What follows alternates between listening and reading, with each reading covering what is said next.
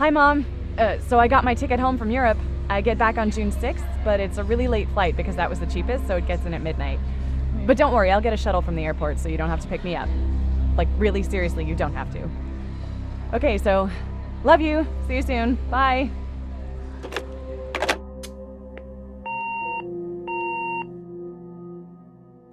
A relatively new game genre has come out recently that has been receiving a lot of flack from people on the internet. Enter the walking simulator. Games like Gone Home, Everybody's Gone to the Rapture, or Firewatch are some examples of this genre. If you don't know, a walking simulator is a game that focuses less on gameplay than it does good storytelling. The player mainly walks around an environment and can maybe pick up a few items here and there. That's basically it. Personally, I love them. They're an interesting way for games to tell a story that other media wouldn't be able to. They cut out game mechanics that may actually hinder the developer's ability to tell an impactful story. Today, I saw a comment on an IGN review of Virginia, another walking simulator that just came out. The game received an 8.5 out of 10 from the author of the article, who thoroughly enjoyed his time with the game. The comment I read criticized the genre itself and complained about how IGN rates these games highly. He even went as far as saying the genre should die because of how boring they are. My response? Stop it. Here is why this genre is great, and why you need to stop shouting about nothing. This genre, as I said earlier, is able to tell stories in ways that are impossible to tell in other types of media. Let's take a look at Gone Home. In Gone Home, you play as a girl named Katie, who has just returned home after her semester abroad in Europe to find that her house is empty. No one's home, and the only things in the house are notes and trinkets that help enlighten Katie as to what's happened. If this game were a movie, it would be the most boring film in existence. We would watch this girl walk around a house she has never been in, finding small items, and that's it. People would hate it.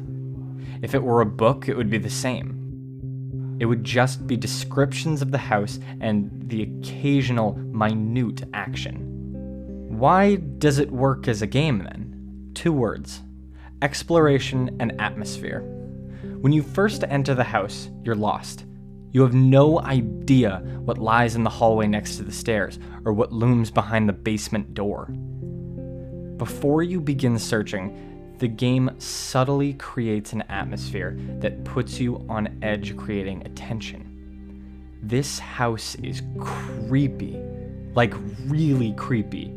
And to make matters worse, the game takes place during a thunderstorm. Random cracks of lightning are certainly going to add to the uneasy feeling you get when roaming the house.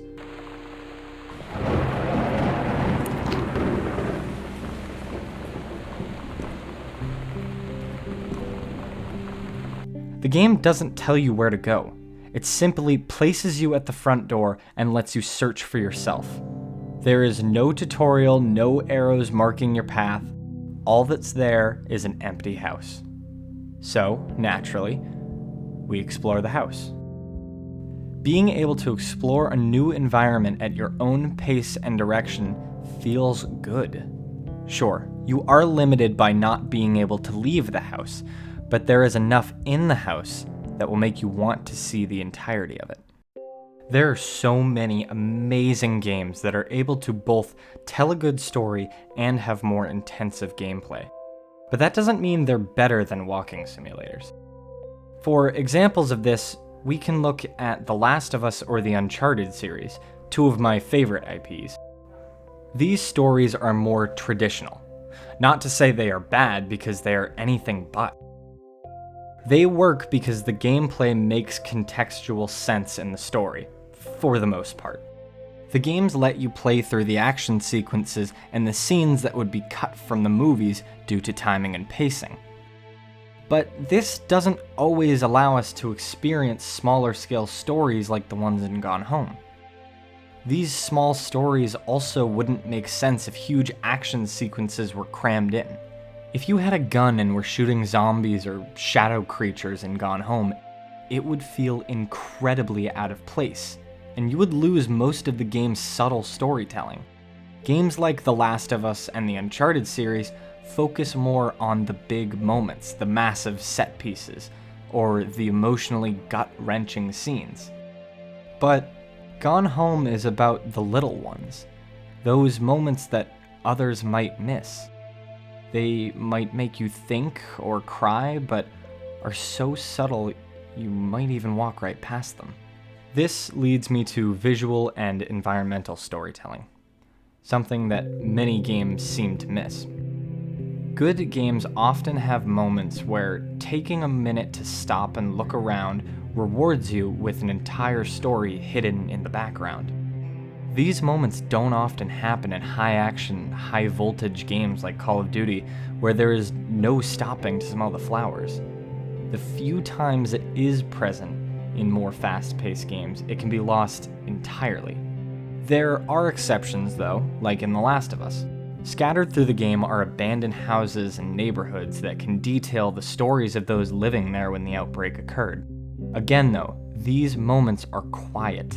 You explore them slowly while looking for supplies. These moments are powerful and have become fan favorites. After The Last of Us came out, people wanted DLC, or downloadable content, that chronicled a character named Ish. Ish is a character that the player never actually meets in the game. His story is told through notes and environments that you stumble upon when exploring with your group.